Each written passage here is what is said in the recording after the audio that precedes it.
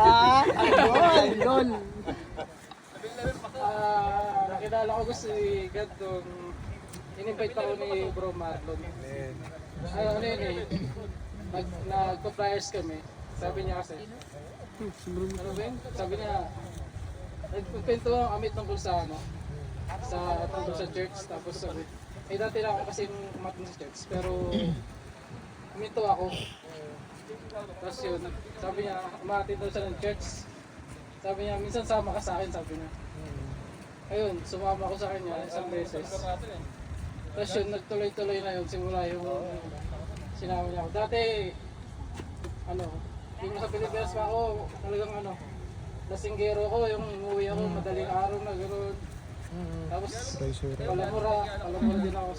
Ngayon, parang hindi na ako gano'n, nararamdaman ko sa sarili. Na parang binago na lang. Si Bro Marlon ang may igalan yun.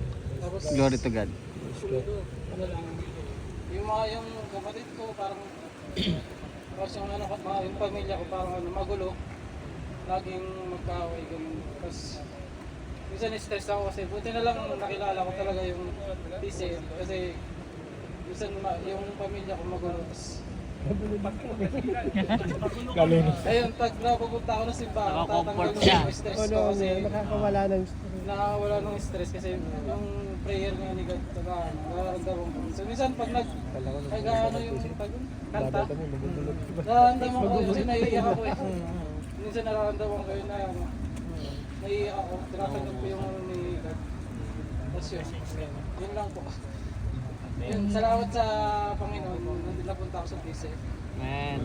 Kuya Alvin, maraming salamat sa Panginoon sa buhay ni Kuya Marlon. Glory to God.